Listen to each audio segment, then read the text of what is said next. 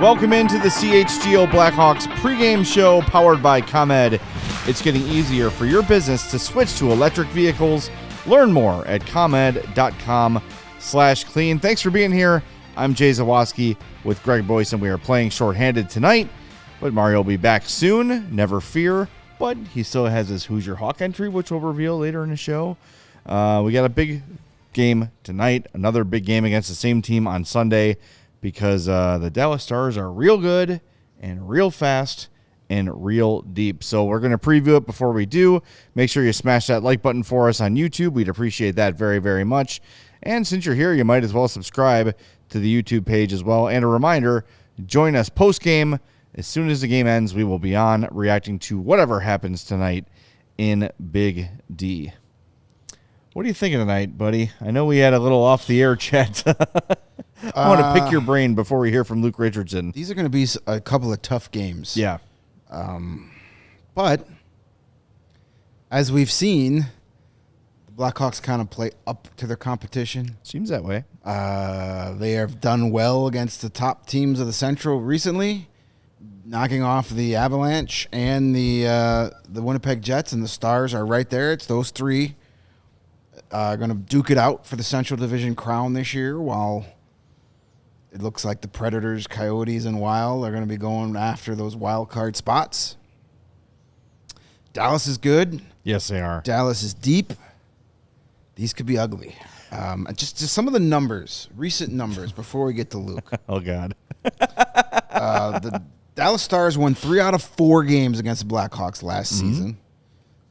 Captain Jamie Benn had 3 goals and 5 points in those 4 games. They are 7-1 against the Blackhawks in their last 8 games. And in those 8 games, their power play has converted on over 39% of their power play. So stay out of the box. That's a good start. Yes. And does it seem like all their big guys come out and just beat up on the Hawks? Well, that doesn't just seem that way. It's true. Jason Robinson, 5 goals, 7 points in his last 5 games against the Blackhawks. Roope Hintz, 5 goals, 14 points in his last 8 games against the Blackhawks. Oh, God. So these 2 games tonight could be bad. But as we've seen, as I said, the Blackhawks seem to play up to their competition. So they beat Colorado, they beat Winnipeg. You maybe split these games in Dallas, play well. Then maybe Luke Richardson will stop mentioning the Toronto games when he talks about. There you go. That's his go-to this year, is when anybody starts saying, why are you inconsistent? Well, we beat Toronto. Remember that? That was fun. Let's live in that time. I'll have you know, though, Mr. Boysen, you have little faith.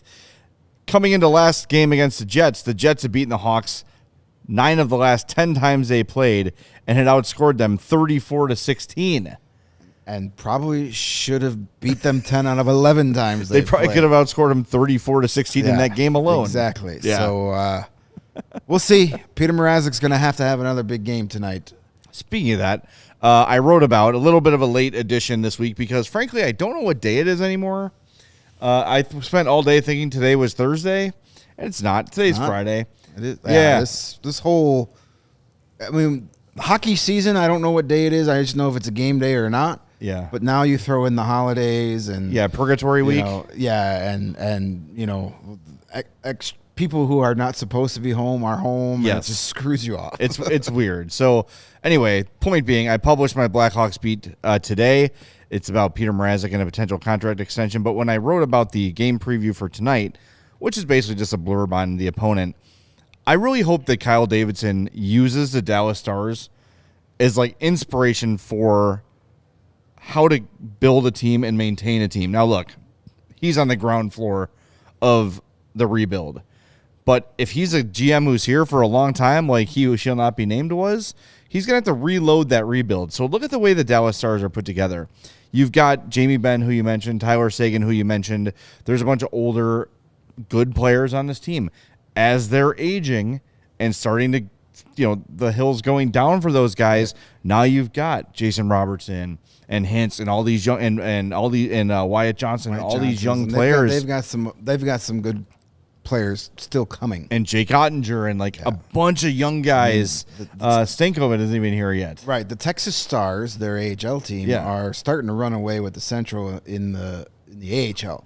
So there's some good players yet to come. That's how you do it. Yes. Is you're constantly filling, so there shouldn't be any massive drop-off like we saw with the Hawks.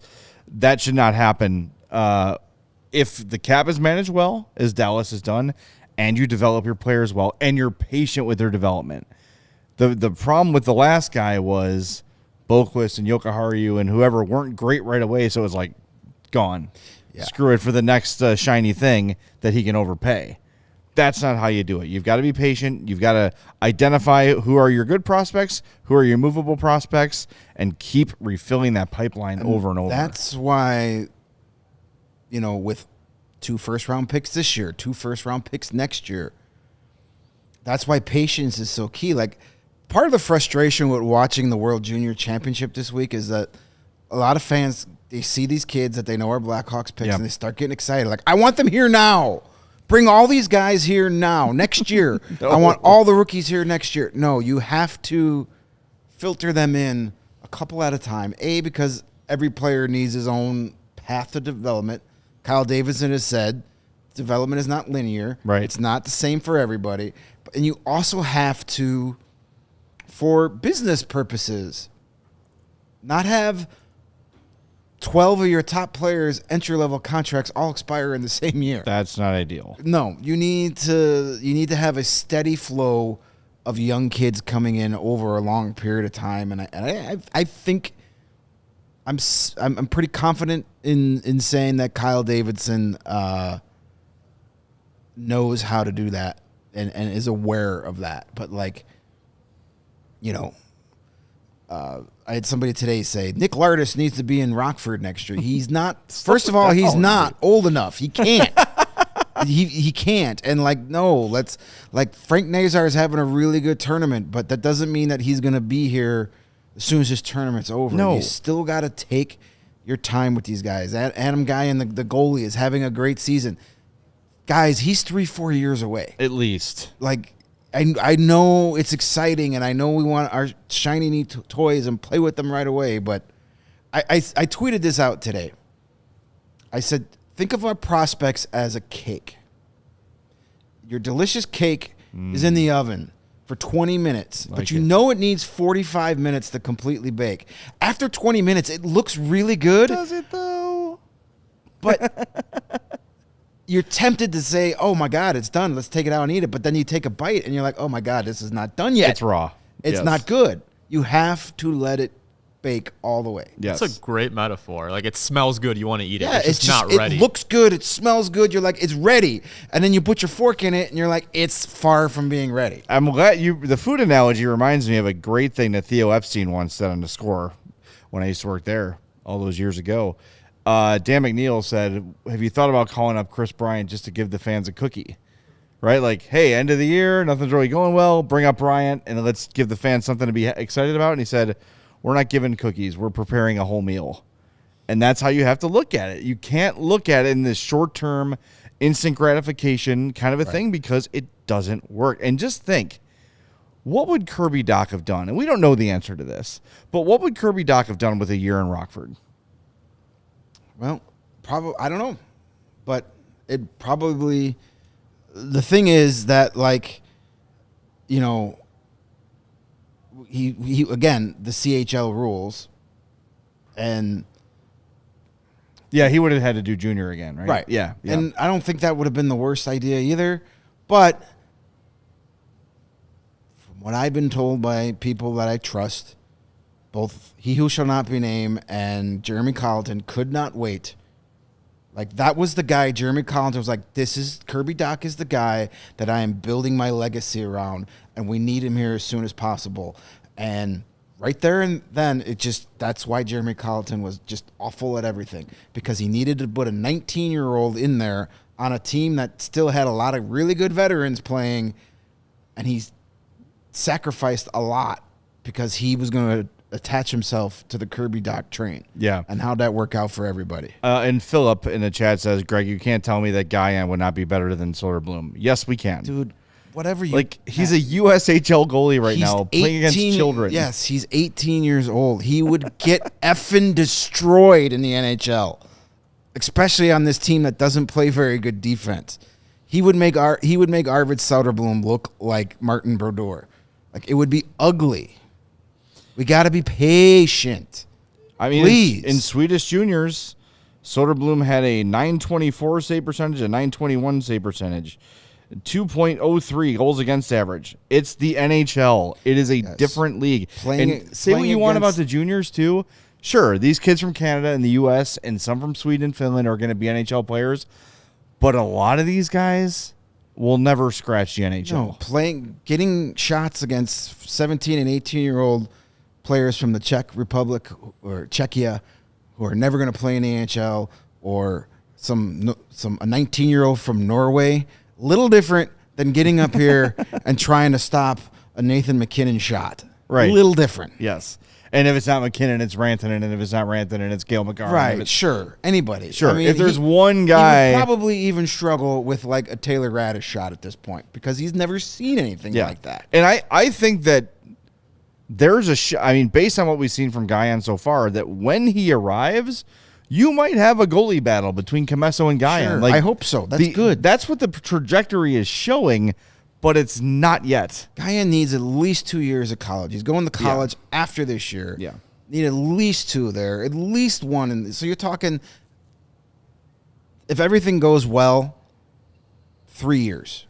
2 in college, 1 in the AHL, and then you could start discussing NHL. And he's still only 22 at that point, which is young for a goalie. So he's definitely looking, everything looks positive on him, but sure, throw him out there with this defense as an 18-year-old, and that's an ex-NHL player for you. Yeah, this is a good point. All right, why don't we hear from Luke Richardson ahead of this game? He talks a little bit about the lines, and when he's done, there's going to be a little bit of a change from the last time he spoke. We'll fill you in on that on the other side of Luke Richardson here. This courtesy of the Chicago Blackhawks. Any lineup changes? Yeah, we got Cole Gutman going in for Reese Johnson, and Peter's starting in net.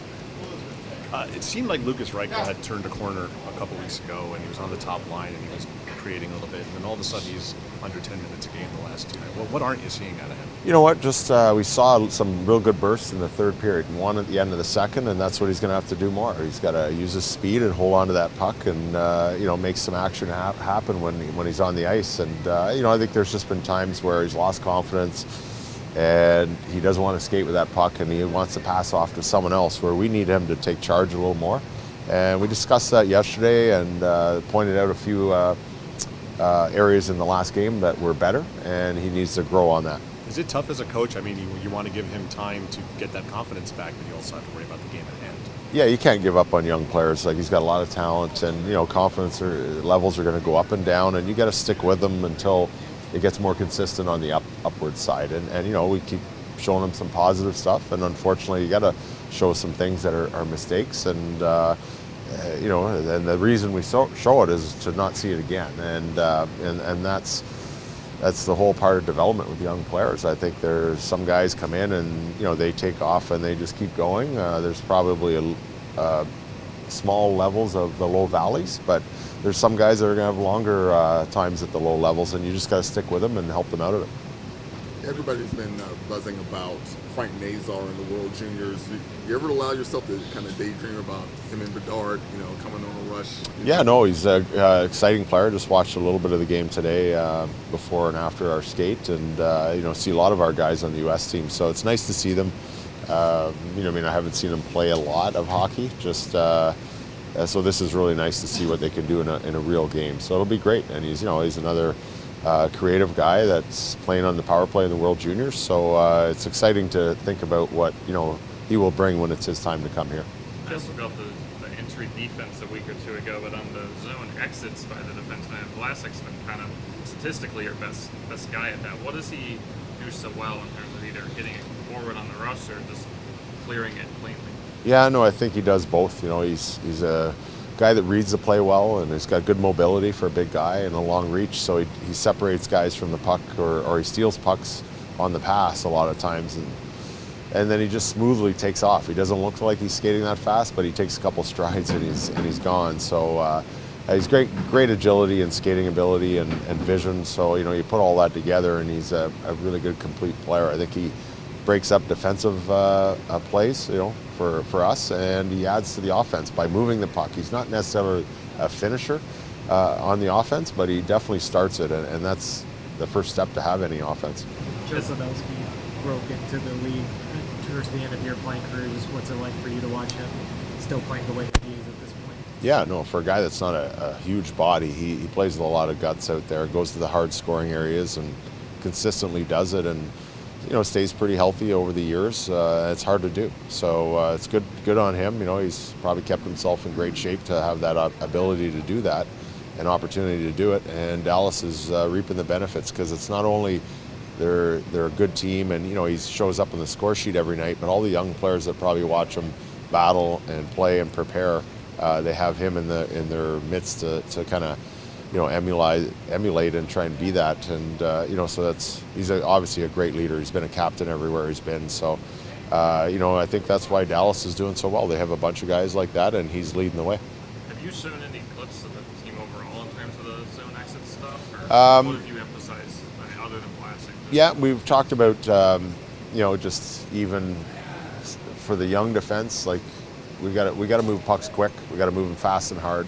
But if it's not there, like, lay it into the neutral zone and let the forwards do some work. And if our forwards get used to knowing that, then they're moving. They're getting open for passes. Or if we have to flip it out or put it off the glass and out, which most smart players do when there's no option, we have some speed and we can forecheck that. So a lot of times we can get pucks back, or we force them to dump it back in when it's going to be offside because they still have someone inside the zone, which means we get the puck back again. So we just want to have the puck as much as possible and make the right play quickly, and then that allows us to get it back or forecheck them. So, if we can get the young guys thinking like that, it's basically playing hockey fast and less D-zone time, more puck time with the puck. And, I think the analytics probably would show that, that even last game, I don't think we had too many D-zone extended periods of time. I think we did a pretty good job. It wasn't a clean game by any means, but we did, and I think even was the St. Louis game, like we did a great job for 45 minutes, and then we stopped moving our feet and we backed off and we didn't play as aggressive, and we let them get the momentum, and it's hard to get it back. So I think we have to continue to play and move our feet and be aggressive and play smart and manage the puck. How have you seen Jason Dickinson improve from last year to this season? I think at the end of last season, you saw it coming on, just the confidence level as his role got more important as the year went along last year, and he deserved it because he worked for it. And everything from improving his face-off stats this year in the face-off circle was so important. Like, just as an example, last game, a penalty with 2 minutes to go in the game or 3 minutes to go in the game, and he's winning a lot of face-offs, and we're clearing the puck. So that's just a huge, and against a really strong face-off team in Winnipeg. So, that alone just, I think, lets us have the puck. It's an important role for him. He's finding the net a little bit more this year, which his primary role is checking the opponent's best line, and he's doing that with great stats. He's a plus player, and he's scoring goals. So, I think it's just, maybe sometimes players find themselves at a certain time with a certain team. That seems to be him. Thanks for All right. All right, that is Luke Richardson. Cricket's happy with her Luke is so handsome post in the chat. You never said about that's Cricket. No, she does go wild over my hair when I call in. That's from true. the You do ice have center. it's getting long, by the way. I know. It looks good. I All like right, it. well, I was gonna say maybe I need to get it trimmed, but No, I'll keep leave it going. All right, Keep it going, man. While you still can. Trust me. That's why it's there. I'm the guy with the hymns in my hair right now, trying to get it back going. That's why I leave it long, because I'm afraid if I cut it short, it's never coming Yeah, you'll back. never see it again. Womp womp. All right, we got the lines for today's game, including the change we mentioned. Your top line is left to right: Nick Foligno, Connor Bedard, and Philip Kurashev. Anthony Beauvillier, Jason Dickinson, and Taylor Radish on your second line.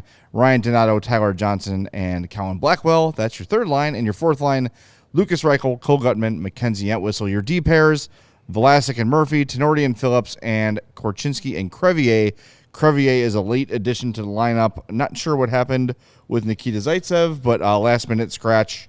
Crevier is in, and Peter Mrazek in goal. Thank God. Could have, this is the flu and the other viruses are going around like crazy. So it could be one of, just like Philip Kurashev last week, took morning skate and then came back to the rink and wasn't feeling good. So pooping. Could be something like that, but we'll see.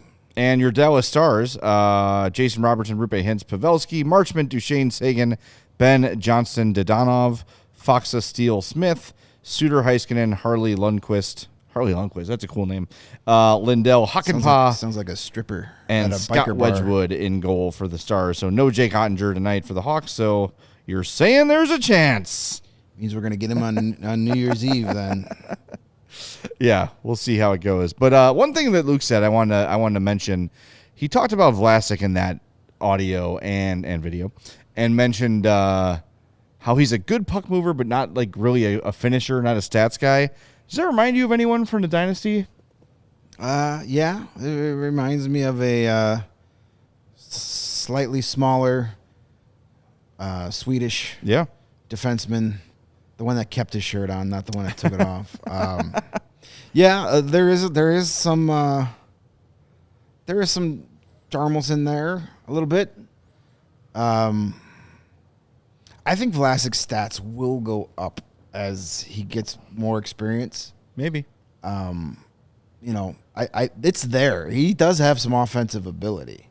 But so did Jarmelson. I think Jarmelson just got, I don't know if pigeonhole is the right term, but just became so good at blocking shots and being defensive that's all he focused on. And he was always drawing the top, the top pair too. But every once in a while he'd sneak a quick one. He should have had one against Detroit in 2013, but robbed. Was that Tim Peel? No, it was the other clown. Some other pudwack. Whatever, doesn't matter. Doesn't matter what his name is. The Hawks won that game. Greatest moment of the dynasty, not including winning cups. Yeah. That was awesome. Yeah, the Red Wings have yet to recover from that. They're still working on it. Hey, but Patrick Kane's point per game, 2 wins. Hey, that's great. Should we address the hockey's hottest rumor? You mean talking out of my ass speculation? Yes, exactly. Sure. Look, I don't want to be a high horse guy, but rumor usually has some truth behind it. Yes. As opposed to like, hey, wouldn't this make sense? Right. Like if I said to you, hey, doesn't it make sense for William Nylander to sign with the Hawks when he's a free agent? That's not a rumor. Right. I could call it a rumor. It's not a rumor until, hey, Jay, it's William Nylander's agent. He would be interested in playing for Chicago next year. Right. Oh, sources tell me William Nylander's interested in playing for Chicago. That's a rumor. Not, don't be surprised if. Right. It's based on nothing. Rumors are usually like sources tell me from guys like Elliot Friedman or Frank Saravalli, those ilk. But 3 meathead ex-players sitting around a microphone saying, hey, I think this guy really wants to play with Connor Bedard is not a rumor. Club. Because like everybody in the league probably wants to play with Connor Bedard. So Elias Pettersson never told anybody, I want to go play with Connor Bedard. There's nothing there. It's clickbait masters, and they're getting exactly what that segment wanted. Well, look, it's fun to think about, right? I would love Elias Pettersson on the Blackhawks. And that sort of thing is how Kyle Davidson should be thinking. And look, you look at teams with someone like Pettersson, who is a restricted free agent, so it's not a guy they can just go sign. Right. There's going to be a trade made there. Right. And that would mean, honestly, if you're getting Elias Pettersson, 25 years old, you're talking Vlasic, you're talking and or Nazar, and or a first-round pick. Like, it's not just going to be a first and a second for Elias Pettersson. You're going to have to give up a prospect that you love. And look, I'm down. because I'll take the guarantee of 25-year-old Elias Pettersson over the. I think Frank Nazar is going to be pretty good. I don't know how good he's going to be. I think Alex Vlasic is going to get better, but I don't know how much better. If I'm the Canucks, the first guy I'm asking for is Kevin Korchinski. And multiple first-round picks. Or maybe I say, yeah, you want him? I want Kevin Korchinski. I want Oliver Moore. And a first-round pick. Boy. I probably don't make that trade. I don't know. It is very tempting to not. And if you offer sheet him trade and you give him his market value of over $10 million, which you're probably going to have to, you're then going to have to give the Vancouver Canucks 4 consecutive first-round picks.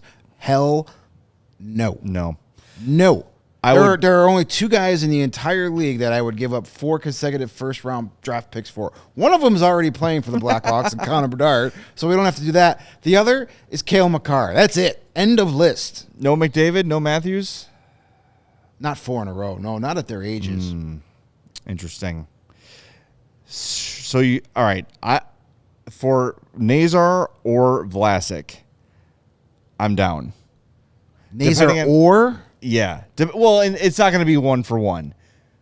Right. But if I have to give up one of those 2 guys, I'm out. I'm out on Korchinski. If it was 1-for-1, I'd think about it. It won't be, though. But if it's Korchinski plus, no. Vlasic, I'd listen. Nazar, I'd listen. There's Vlasic, one untouchable. Vlasic, I would. The only untouchable is Bedard. That's Yeah. it. Anybody else, but I'll listen on. But Korchinski's as close to untouchable as I'll get. I just think that, it sets you back. All this work Kyle Davidson has done. But if you're going to do that, Pettersson's definitely a guy you would give up a lot of assets for. Because he's just entering the prime of his career. It's not a 29-year-old player. It's a 25-year-old 25. player. Yeah, with a ton of great hockeys in front of him. I don't know. I think we're giving this quote unquote rumor too much. Oh, it's fun though. It is fun to think about. I will say that. By the way, Zaitsev is sick. That's why he's not playing. Got the poops. BRB pooping. So we'll see. I'm sure he'll be fine. That's good. He has become a pretty important part of this team for the time being. So I'm glad Crevier is getting back in though, and not just sitting there watching games. Yeah, I think he's the guy that's destined to go back to Rockford once Seth Jones comes back, but we're still at least a couple of weeks away from that happening. So, good for Crevier. Let's see what he's got. Yeah. Get out there. Oh, I'm not maybe I'm crazy. Maybe I'm watching a different game than everybody else, but I don't think Nikita Zaitsev is a complete disaster. He's not. He's not worth the money. I think he is a completely serviceable defenseman. He's fine. If he's your worst defenseman, you're okay. But he can't be your worst defenseman for $4.5 million. No. It's not to get into this again, but it's the same idea as Seth Jones. People refuse to admit that he's a really good player because he makes $1 million and a half too much. Right. Big deal. It's not your money. No, Zaitsev isn't worth that money, but we didn't sign. The Blackhawks didn't sign him to that deal. It was the genius Lou Lamoriello, who hasn't won dick in this league since Marty Brodeur retired. Funny how that works. Crazy. It's like Bill Belichick with Tom Brady. Funny how that works. But I don't mind Nikita Zaitsev. He doesn't make me as itchy as he once did. And he's got some offensive ability too. Hey, remember the Nikita Zaitsev game? Never forget. Yeah. All right, future Norris Trophy winner. Nikita our wings Zaitsev. are here, so we're done. All right, wings are here. We'll talk to you after the puck game. drop is coming. Reminder: we are powered by. We didn't even do ComEd. who's your hawk. Oh yeah, who's your hawk? Mario's got Donato. Donato. I took Philip Kurashev. I got Reichel because I don't want to wear the helmet. That's a good way not to avoid that. There we go. All right. Reichel, Donato, Kurashev. We're not going Connor Bedard, so he's going to have 9 points tonight. That's fine. All right. We're powered by ComEd. It's getting easier for your business to switch to electric vehicles. Learn more at ComEd.com/clean. We'll talk to you after the game on the CHGO Blackhawks podcast. We all silly like the mayor.